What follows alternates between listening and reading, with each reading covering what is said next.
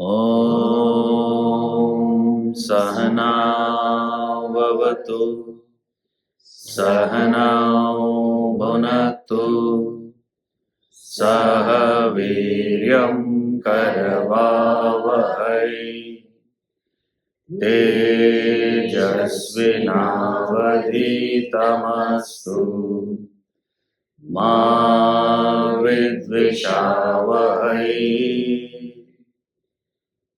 Om Shanti Shanti Shanti.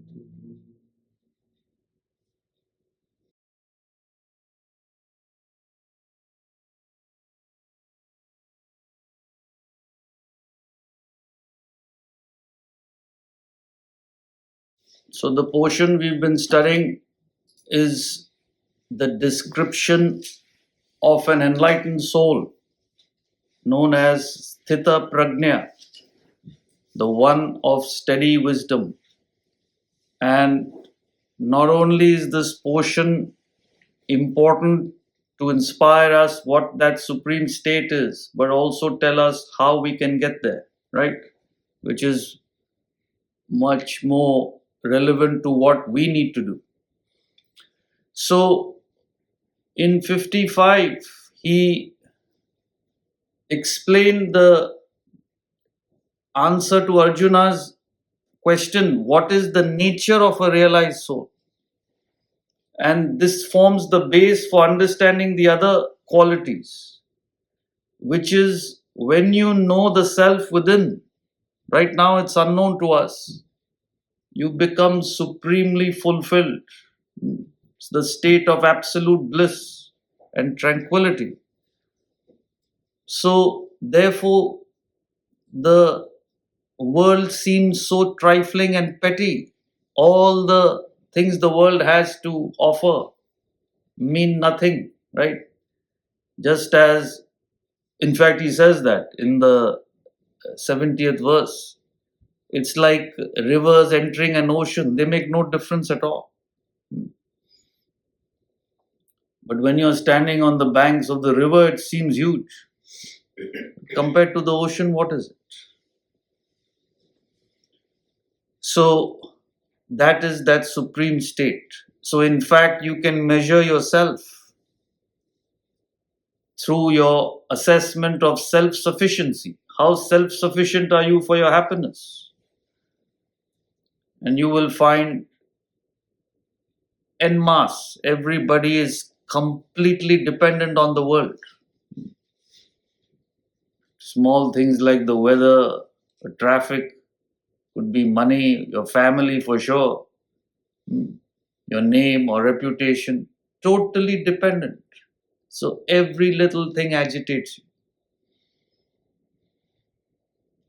And then in 58, he explained anything which you need to do to get to the spiritual path, if there's an impediment, you must withdraw and strengthen yourself instead, right? He gave the example of the tortoise, if you remember. The tortoise withdraws under its shell. So you have your intellect, and the intellect protects you from the vagaries and onslaughts of your mind and senses. So this is what we completed so far. And 59, he says, even the things that bother you won't bother you anymore, because you are making a sincere effort to overcome them. So he's given a very detailed description, which we've explained last couple of talks. So today we need to begin with the 60th verse. So before we do that, any clarifications from last time? Gautamji, I have a question related to verse 55 and 59. 55, okay. So 55, when he says satisfied in the self by the self, the first self is biggest is Brahman or Atman. So it's the mind that identifies and becomes one with the self. So the second self, because it's the mind has already identified with the self, that's why it's here they're using capital S. Hmm. The 55th verse is talking of enlightenment. There's no mind. Mind is not there at that state, right? So he's talking about when you have become self sufficient, you are experiencing the self, the pure consciousness. You are in that infinite state. That's all he's saying. And that state is reached when all the desires and egocentric desires of the mind are removed. So he's giving the path as well as the goal. Get it? So second self is not the mind. No, it's the self. You know yourself by yourself. And verse 59, when he says relish, right? Can that rasa, relish, can it be understood as temptation? The 59th verse, the relish. Temptation in the sense, since you don't know the self yet, this is not talking about an enlightened soul. The deepest desires will have an attraction to you. That is what he means. Rasa, there'll be a taste for it, right? For example, if I imply this verse to a worldly, day-to-day example, if I love jewelry and with with knowledge, I realize that I have enough, I don't need to buy any more. Right. But if I get a catalog mailed to my house, I look at the catalog, that doesn't stimulate a desire to buy the new model. But the fact I'm looking at that, is it still considered relish, or because it doesn't stimulate? See, why you give so many roundabout examples, catalog coming to your house? The point is, see, the relish means there is a desire for it, finished. Whether you're looking or not looking is not the point. You're looking at something that will provoke it. That's about it. He's saying the desire is there. As long as the desire is there, there will be a temptation. That's all. If it doesn't provoke? What do you mean doesn't provoke? Then there's no desire. Even if I'm looking. Why would you? See, again, you're stuck to that looking part. See, if you don't have a desire for alcohol, you're in a bar, nothing will happen. You understand? If you don't have the desire. If the desire is there, red label may not provoke. Then black label. Black will not provoke. Blue definitely. However strong that object is, the desire will be provoked at some point. You understand? So environment only makes it conducive for that desire to be provoked, but it has to be there. So person who's completely free, no matter what you give, they will not be provoked. So he's saying, even at a higher spiritual level, as long as you're not enlightened, the remnants of desire are always there, the deeper ones.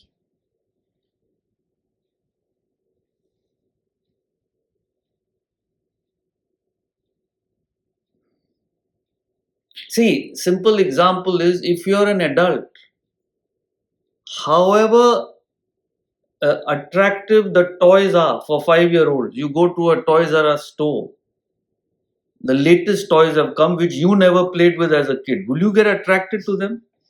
It will have no effect at all, because you have overcome that level itself. But if you're a child, you may say, I don't want that, but there will be something which will attract you. So it depends on your level. That's what he's trying to say. So that's why he's giving this after the example of the tortoise. You have to be very careful right till you reach enlightenment. You can't take chances, because that taste will be there. You get it?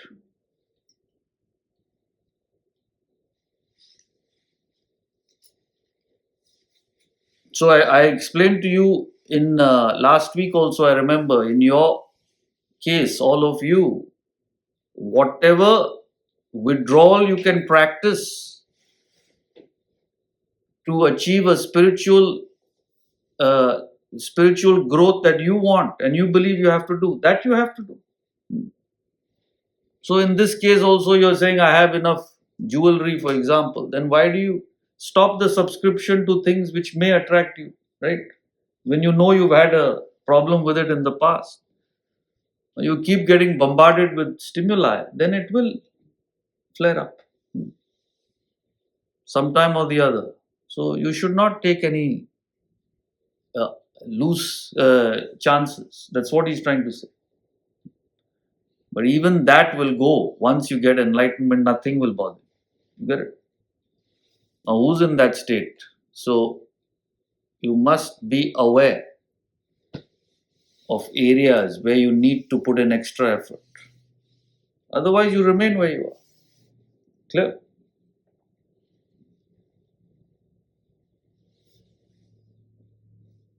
Verse 60.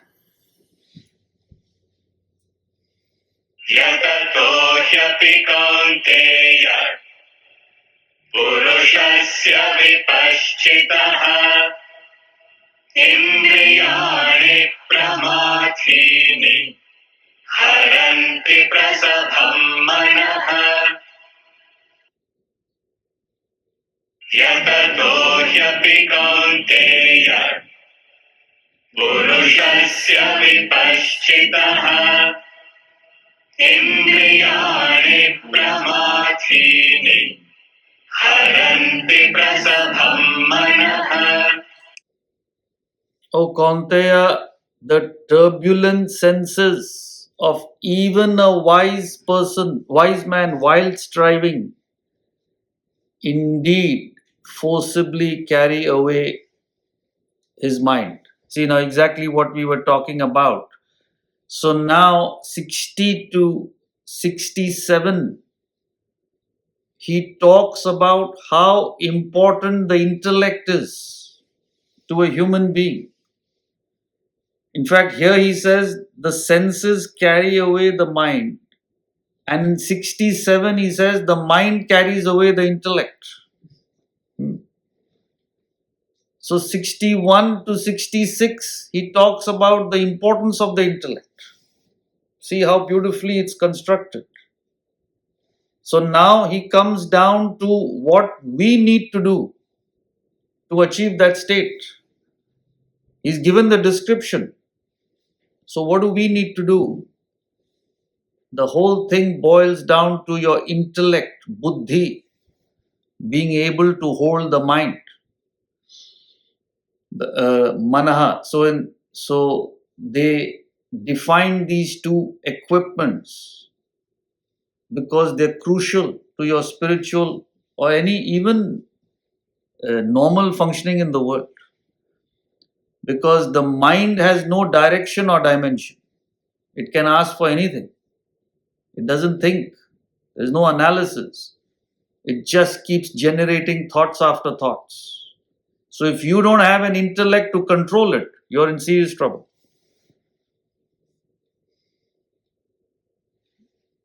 Right? So first thing he says is the senses. Where does the whole thing start is usually with the senses. So he says the turbulent senses of even a wise man. So he's not even talking about the lay person here. He's talking about a person who has put in effort and understood and is evolved, wise with the knowledge. Even such a person, the senses by their nature are turbulent. So what happens is there's a push from within you. The sense object, the senses push themselves to the world, right? You wake up, your eyes are naturally pushed to sight. Your ears are constantly pushed to sounds. Nose to smell, tongue to taste, all the time.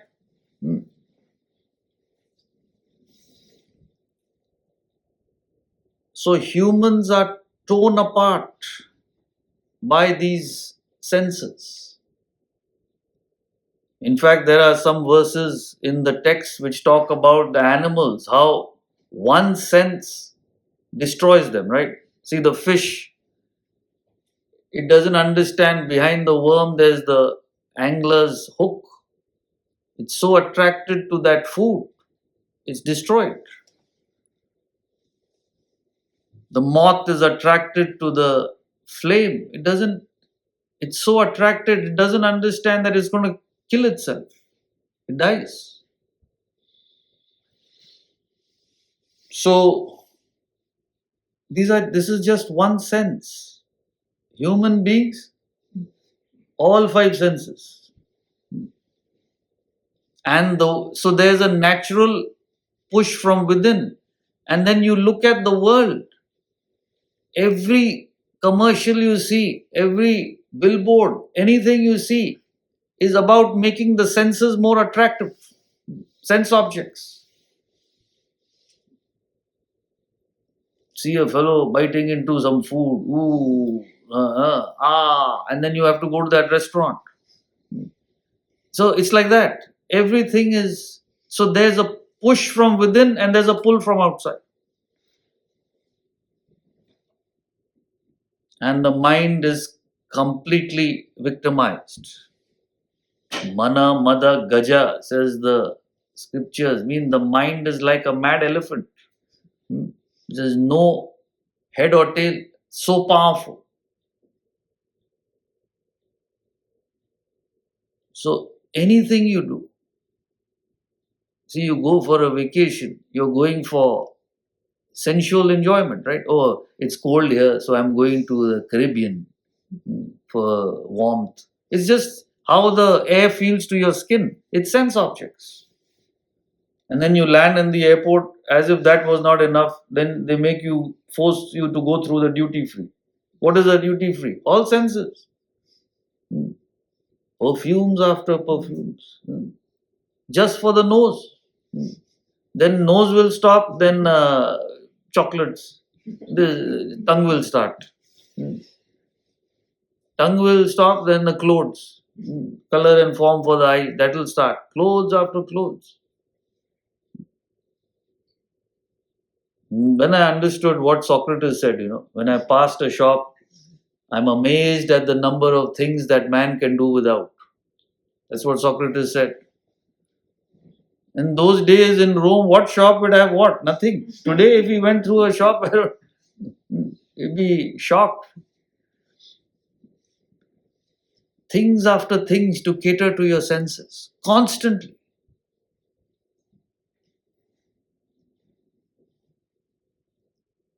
So, the mind gets carried away. This is the starting point.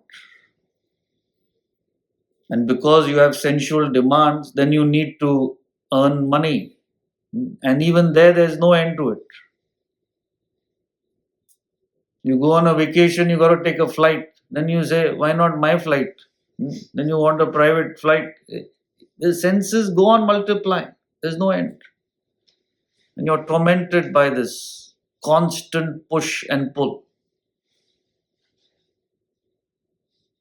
So Vedanta is not against the senses. Senses are meant to be enjoyed, but you should not let that attraction overpower your intellect.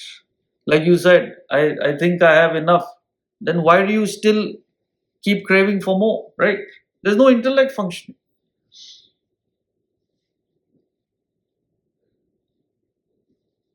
So it starts with the senses. So make a note of it. The senses carry away the mind. And that's it.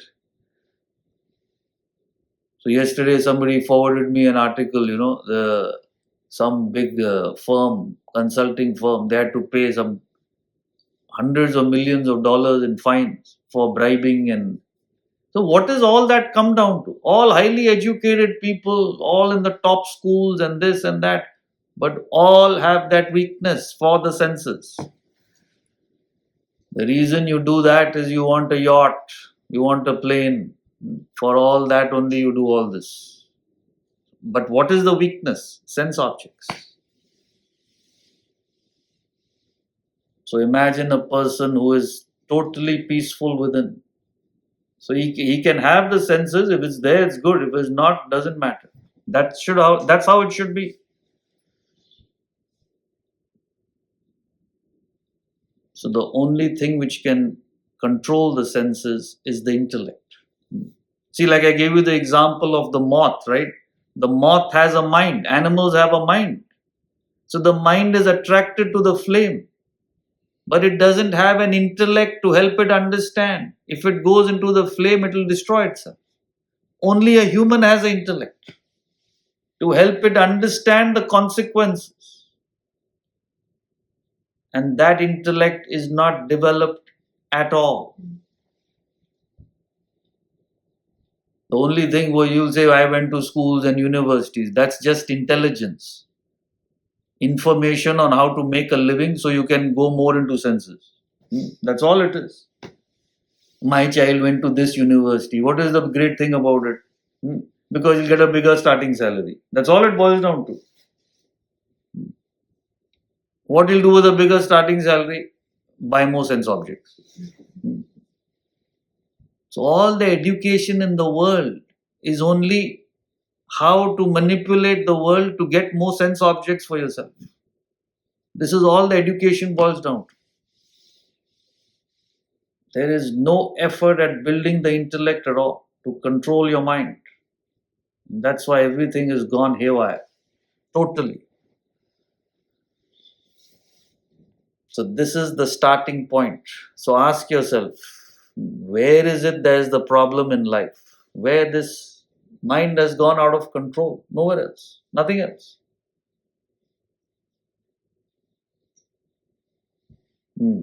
Yes, Vikram. Gautamji, there is a question from Sheshagiri. The question is, can you attain enlightenment just by collecting more and more knowledge only? You collect more and more knowledge, you'll become knowledgeable. Where is the question of gaining enlightenment? Enlightenment is when all the desires, the ego and this desire stemming from this ego are dissolved. That is enlightenment.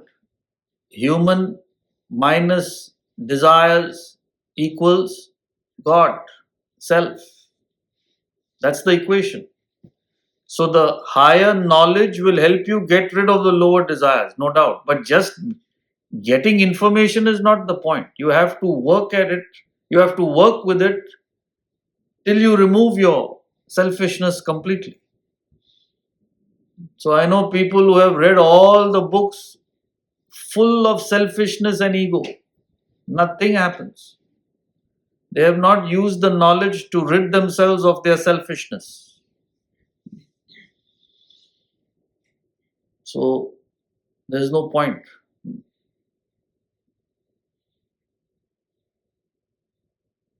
Yes, Sanjay. Hariom, Gautamji. Gautamji, so the mind is getting stimuli from the external world, and then the intellect is trying to govern the mind. So if the mind says, the mind sees a nice car on the road, and you say, "Oh, that's a nice car. Might be nice to have that," but the intellect says, we don't need a car. Perfectly good one. So by definition, more or less, the fact that you had that thought by the mind to have a new vehicle, does that mean a desire exists? Yeah, of course. Desire is there. Why would you... See, any thought means there's a desire, right? I see.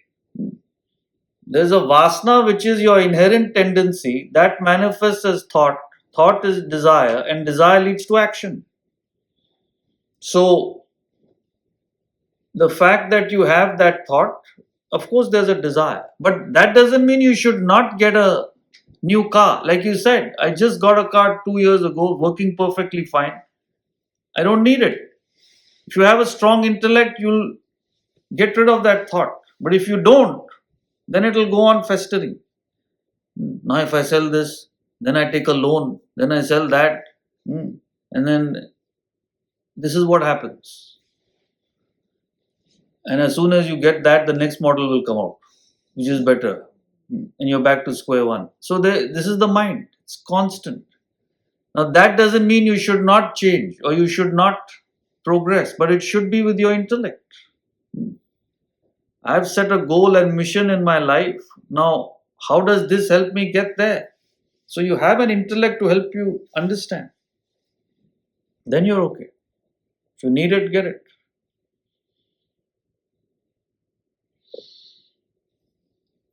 So we change our cars after a particular age, before it starts getting into problem. If you can, why not? You should change it. So it all depends on your intellect.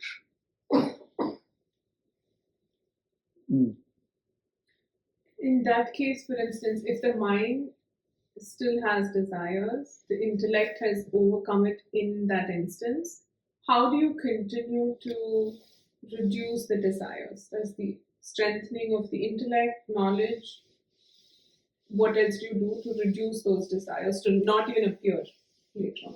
So you're saying in this case the desire was there but you controlled it, right? But it could appear later on. So what do you need to do to eliminate it? That's what you're saying. So you're right. How you do it is by constantly gaining the knowledge and shifting your thoughts to the higher. The lower desires drop off. See, the desire is sustained by thought flow. You understand? It is the repetition of thoughts which sustains desire. So the only way to overcome a desire is to replace that thought with something else. But if you do it, if you replace the thought of money with the thought of your family, it's the same thing. You're just replacing one object for the other. So you have to work on higher knowledge, the knowledge of the self, which is the highest in life. So as you relate to that higher, all the lower desires of the world drop off. You starve them. You don't think of them and they drop off. You get it? Yeah. The problem is exactly what you're saying. You do it once and then again the thought comes in a different way and then you succumb to that. So everybody it's like back to square one. So there's no sustained effort at starving those thoughts. So that requires commitment, effort, knowledge. So keep understanding the higher. And as you get inspired by that, the lower will go away. Get it? Gautamji, in Sanjay's example, in the same man, so if he didn't give in to that desire of the car at that time, his intellect worked at that time. So does that desire, because you didn't give in to that desire at that time, eventually does that desire get lesser because your intellect worked at that time? So eventually, once your intellect has stopped at that time, does that desire eventually get lesser? No, If you're your intellect has asking, strengthened at yeah, one if time. your intellect works on it at one time, Correct. right? Yes. Does including it get lesser? Yes. No, not necessarily. It's a step. Yes. But when the thought comes again the intellect has to control it. So it has to be sustained. So you don't indulge in the thought. So what happens is we may do it once or twice and then again it comes back in a different way and then you slip into it. Correct. So you keep the thought alive through mental indulgence. So you remain where you are. So many people say, oh, I started this knowledge, then I'll see them after some years, What happened? Oh, now I have to get back. What get back to what? So you do one thing and you get inspired and then usual money, what to do, family, my children. And your children are waiting for you. The happiest time was when you are not with them. And you go and force yourself on them. And mind takes over, and before you know it, 2-3 years have passed. What happened? Yeah, I have to get back to this. It's very important. And then they'll come for 1 month again.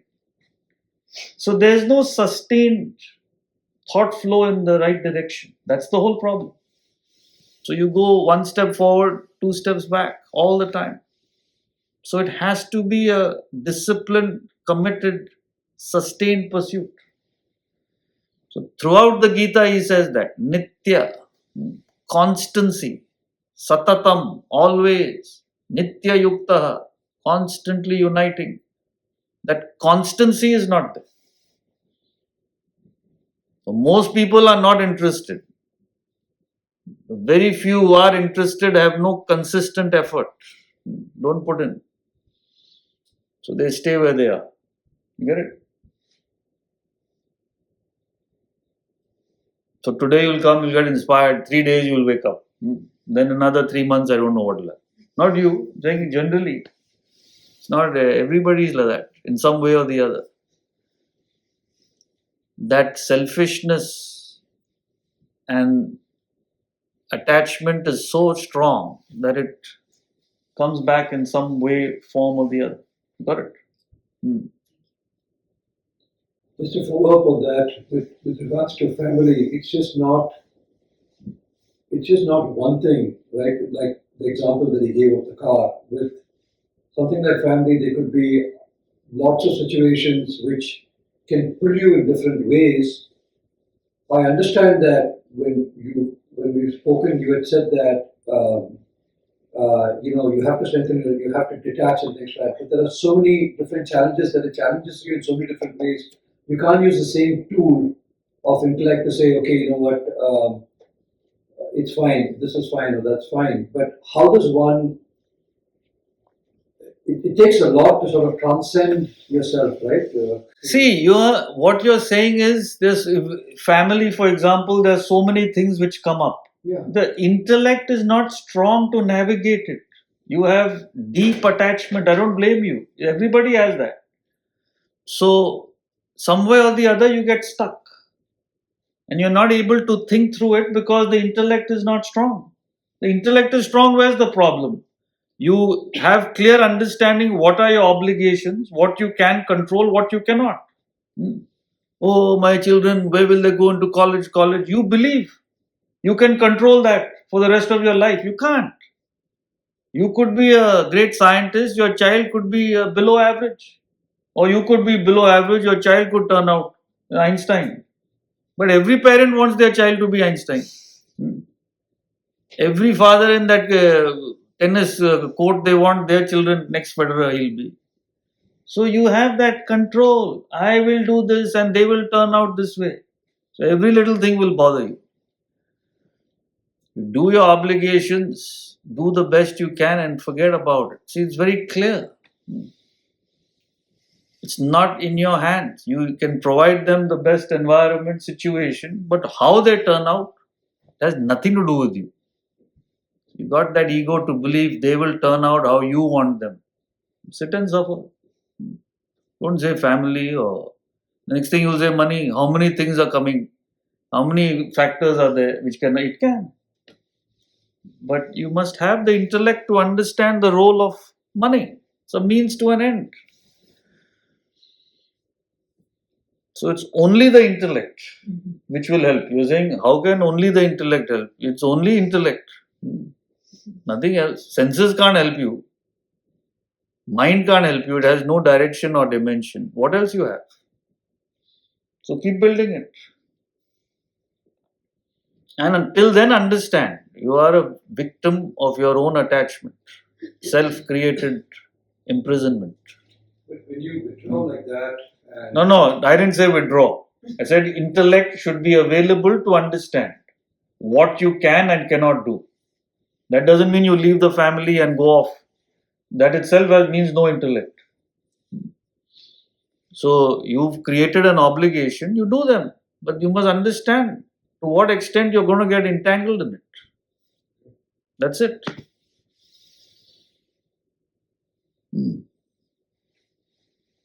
Yes, Chitra. Gautamji, the last few questions have been about how do you sustain this growth of intellect. And for that car example, when it came up, I had this question about why in your answers to all these questions, you have not had the aspect of action, sustained action. There is sustained intellectual growth, there is sustained gaining of knowledge, but if there is no action to support that, for instance, in the car example, maybe my intellect has grown to know that I don't need the car, but I haven't taken that action to not buy the car because, let's say, the son wanted it. No. Why are you giving so many other factors? What is your question? When I say intellect understands, obviously it means you act on the intellectual understanding. I understand I should not buy the car, but I went and bought it. What kind of a question is this? Obviously, it means that thought will lead to action. If you have an intellect, you understand what ought to be done, it will be done. That's it. Padma?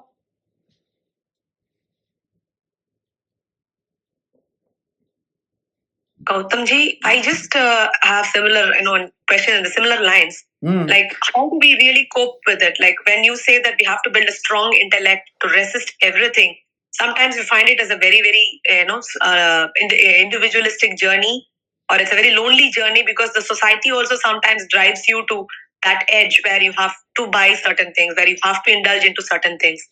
And So you stand alone when you before don't- you continue, use your intellect to understand how much you should indulge in the world, what is necessary, what is not. It's very simple. See, your husband may have a desire to go to more parties than you. For his sake, you may do it. It's again with the intellect that you're doing it as a obligation to the other person because you've created an obligation. So you decide to what extent you can or cannot do. That's it. Don't blame society and what their expectations are. Okay, it's about my involvement into the whole process. Yes, That you have to decide to what extent you want to get involved or not. So for that, there should be a higher vision in life. What do you want to achieve as a human being? And what helps you get there, you do. What doesn't, you don't do. This is intellect. Okay, but you also think that it is a very individualistic journey. It's a very lonely journey. It is individualistic. You may be interested, those around you may not at all be interested. You decide whether you want to let them run your life or you want to live life on your terms. It's as simple as that. Okay, thank you. Umesh? Gautamji, you just said only thing that can control the senses is intellect. And in the past, you have also said that it is okay to own things, possess things, enjoy things, don't let them control you. Right. So this is a very fine line between senses being controlled by intellect while owning and enjoying things and not letting it control you. So how does this? It's simple. You Because want you're to. always jumping on one side or other. No, it's not. It depends on your intellect again. You have a desire for alcohol. Suppose you say, "Can I drink?" I wouldn't say no. But if it goes to a point where you're becoming dependent and becoming an alcoholic, that's where the intellect says no, no more. That's it. These many drinks in a day or a week or whatever. So this is again intellect. You can enjoy it, but the minute you feel that they are overpowering you, you have to say no. Otherwise, you'll become an addict in that area. That's up to you. So only when you build the intellect will you have the capacity to do that. Every alcoholic knows alcohol is destroying him, but they still have to drink because the intellect is not powerful to control the desire. That's what he's going to talk about now. How important the intellect is. So don't say my friends don't like me building my intellect, my family doesn't appreciate. Like someone said, it is totally your own decision. It's like saying my family doesn't appreciate me going to the gym. No, you don't want to be healthy, it's up to you. Where do you draw the line? So, simple example. You want to drink, nobody is saying no. But you become an alcoholic, it's up to you. So, intellect decides between the two. Yes, this much is okay. Beyond this, no. Then you can enjoy it and remain unaffected by it. Vikram? Gautamji, there is a question from Sandra. If the self can't be perceived, how can we shift our thoughts to it? If the self cannot, how do you shift your thoughts? It's indirectly through knowledge. So Vedanta gives you pointers towards the self, like the pure consciousness, that which is enlivening your thoughts. That much you can conceive. There are thoughts, there are perceptions, and then the fact that I am conscious of them, that is an indirect knowledge, that there is something which is making you conscious of it. So, like that, Vedanta gives you indirect knowledge of the self, and those pointers are so powerful that they take you all the way till the end. So it's called in Sanskrit Chandra Shakha Nyaya. It's a very interesting analogy. So there's a small sliver of a moon on a bright sky, and you can't see it. Your friend says, "Can't you see it?" You say, "No." And because it's so bright, there's a little crescent, right? So your friend says, "Okay, you see that tree there?" Says, "Yes." "You see that branch sticking out of the tree?" "Yes." "See the top two twigs on that branch?" "Yes." "Look between them." That's where the moon is. So the tree, the branch, the twigs have nothing to do with the moon. But without them, you can't locate the moon. So this is Vedanta. Vedanta is like that tree, the branches, the twigs. They give you the indirect pointers. And they are so powerful, through that you locate the self. So just gain the knowledge. That's all you need to do. Yes, Francia? Hi, Gautamji. So my difficulty with all of this, it comes from the idea of our dharma, right? Our path that we should take. Like Arjuna in the Bhagavad Gita didn't want to fight, but needed to fight. What if our senses and our desires lead us to something that we know is our path, and that makes us unhappy because we're not living our path? Does that make sense? Like how? No. The Arjuna, that is a very specific usage of your swadharma. See, what Krishna was explaining to him, which he'll explain in detail in the next chapter, is you must choose your field of action in life based on your nature. And your nature, of course, your predominant nature includes your desires, right? Your predominant desires. So that is okay. So if you have a desire to be a soldier, you should not be an accountant. That's all he's saying. You have a desire, your predominant nature is accounting. Don't do art, or vice versa. So choose a field based on your inherent nature. Otherwise, you'll be frustrated. Right. And yeah. That's Gautamji, is that when the environment and the circumstances move you away from that end goal, you become unhappy because you're not living what you should be living. Yes, you will be. So you make sure that they don't. This is what he says. It's better to die doing your swadharma. Paradharmo bhayava. A life of paradharma. Paradharma means doing something which is not your nature. He says is a life of tremendous agitation.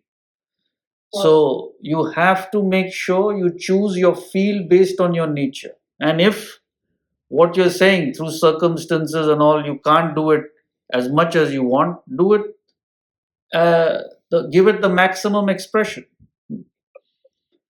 So people tell me, I wish I knew this at a younger age. I would have been at the academy, dedicated my life to this. And now they have families and children. And so I tell them, you got to work through that. You serve them through the best of your capacity and put as much time as you can in your spiritual development. And they've been okay. they've been doing just fine. So you got to work around it. Thank you. 61. Tani sarvani samyamya yukta asita matparaha vashehi yasyendriyani tasya prajna pratisthita. Tani sarvani samyamya yukta asita matparaha vashehi yasyendriyani tasya prajna pratisthita. Having controlled them all, he should sit focused on me as supreme. His wisdom is established indeed, whose senses are under control.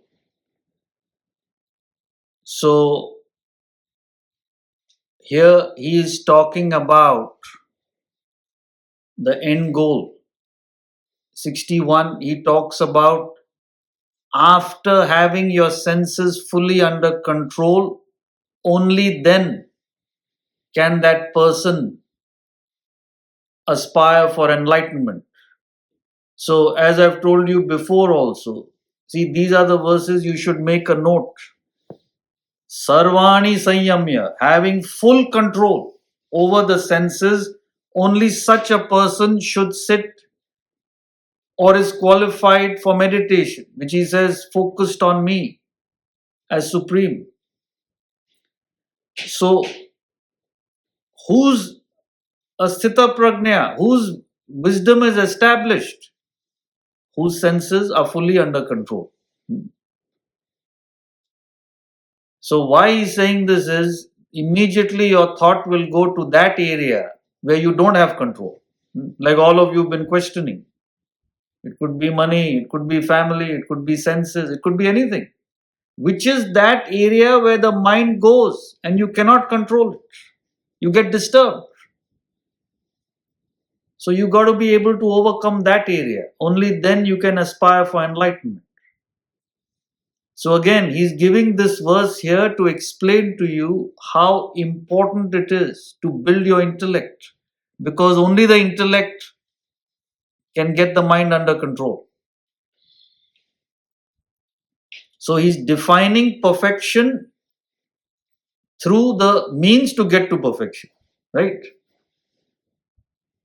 He's saying asita prajna, in other words, is one whose senses are completely under control. Not for the person who's enlightened.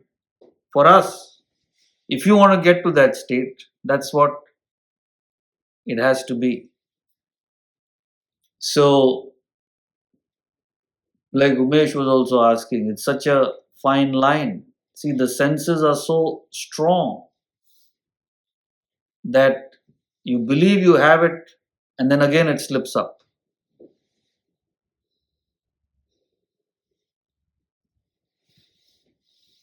So all of us are okay in most areas, but it's that one area where you have that weakness. So that's the whole problem.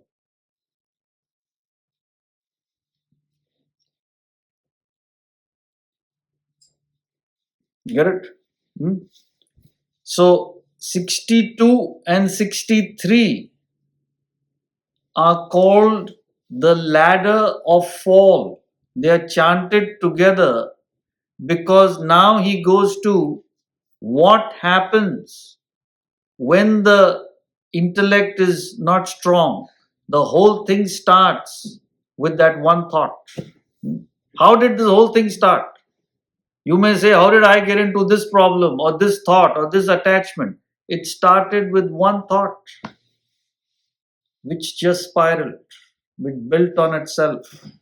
And that's the famous verses 62 and 63. It's called the ladder of fall.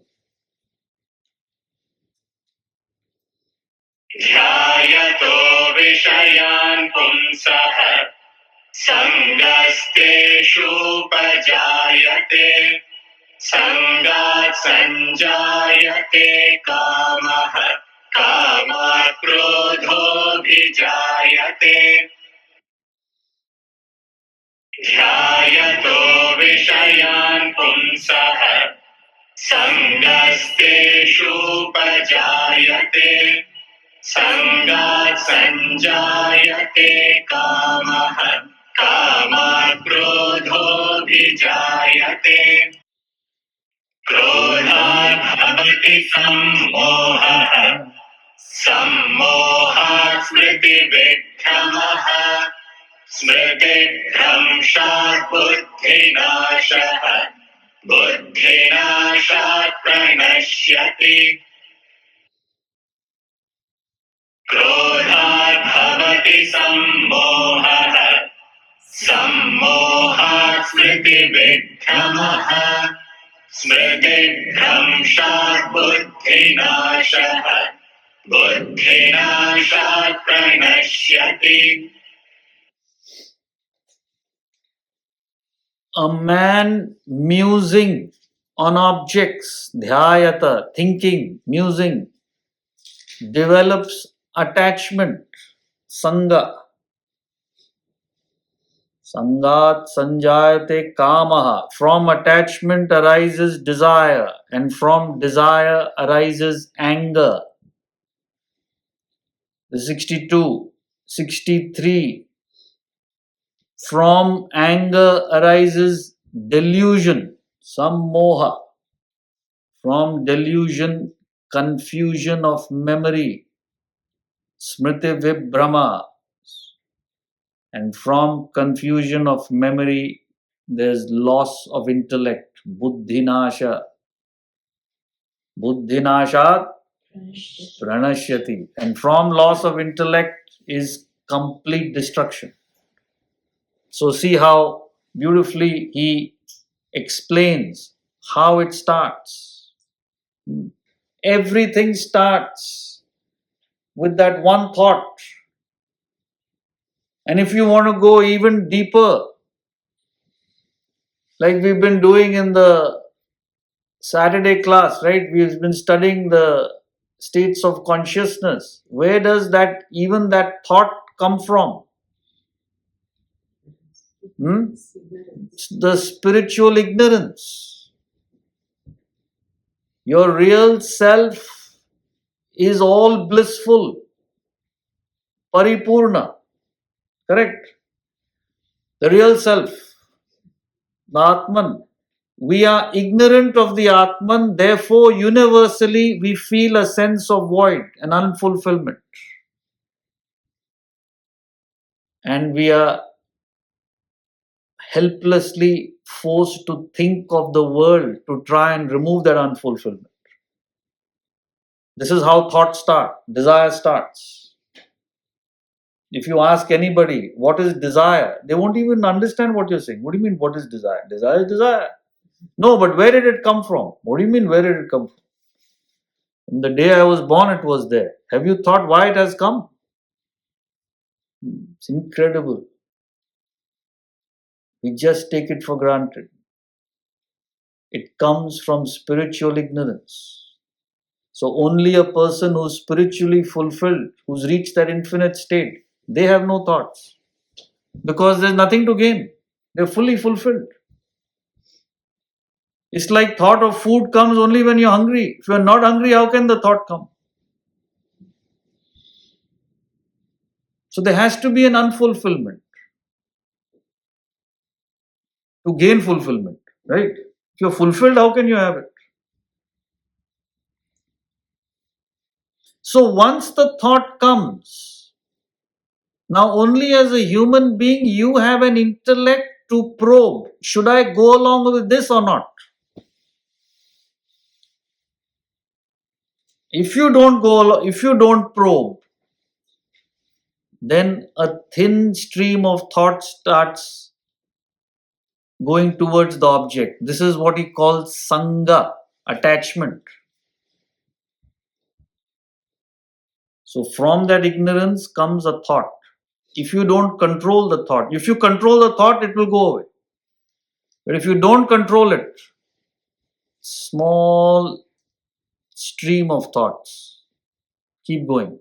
This is called attachment. So you go to college and you're sitting here and the other fellow sitting the other side, and your eyes meet. Is a glance. You didn't know that person. Then what happened? You glanced, and very unfortunately for you, now you're saying, but that person glanced back. Right? Then what happened? You wouldn't have glanced all the time in the books only. So forget about it. So she's looking at, I don't know what you're talking. Of course, no chance. So there are people who glance, they don't happen. And then the thoughts will go. So before that day, it never occurred to you that there was another person. But now that you didn't control that first thought, 3 days later, when that person is not there in the class, you'll be looking around. Where you go? Where you go? This is called attachment. You're attached. So without it, you feel that you're missing something. So there is something which has connected you to that object. And without it, you feel left out. This is called sangha, attachment. And then, but it's still not come to the point of desire that I want that particular object. If you don't take care of that attachment, till attachment you can still get away. But if you don't and it becomes a desire, then you're in serious trouble. Trouble in the sense, you've become one with it. So thought, attachment, it's nothing but multiplication of those thought forces. It's nothing but thought one over the other. That makes it stronger. So there is from a trickle, it's like a trickle of water. Then it becomes a stream. From a stream, it becomes a river. That's desire.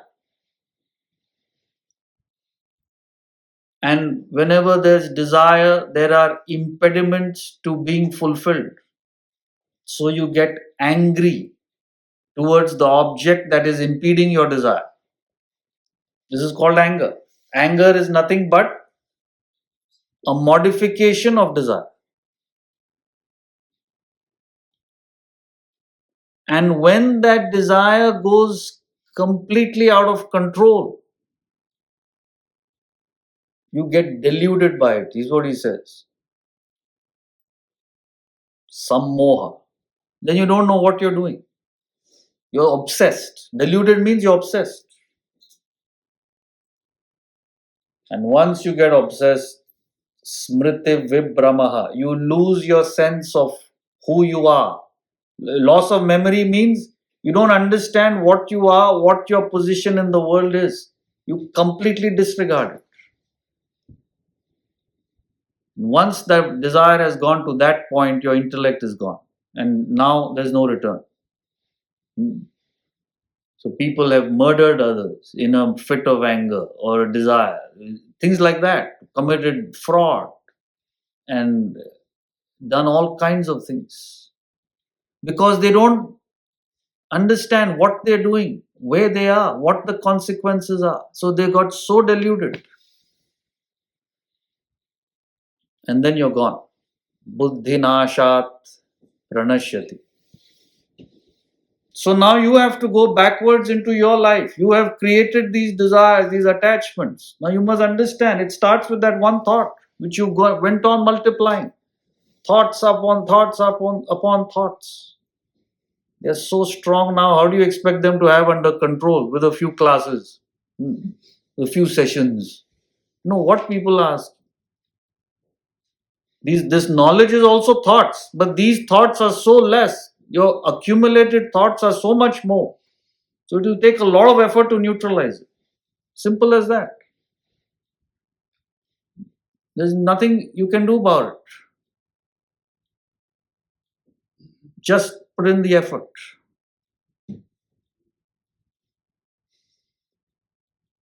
So, obviously, I will explain it in detail. It's very important next time.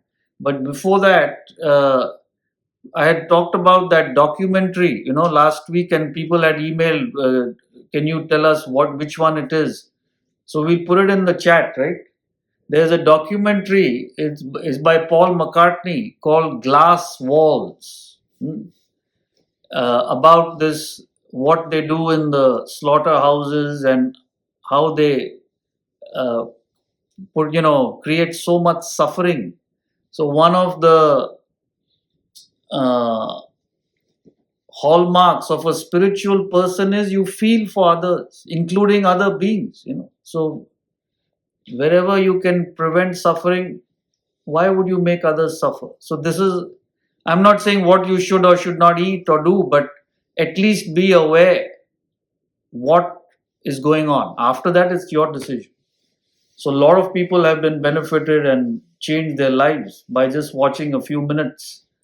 So I would recommend, since messages had come, can you repeat that? So you can find it on YouTube, right? Yes. Glass Walls. I think George Bernard Shaw said that, right? If slaughterhouses had glass walls, everybody would be vegetarian, if you knew what was happening. So it'll be interesting to watch it if you haven't already. So any questions, we'll take them up on Wednesday. Otherwise, we'll meet next weekend. Hari Om.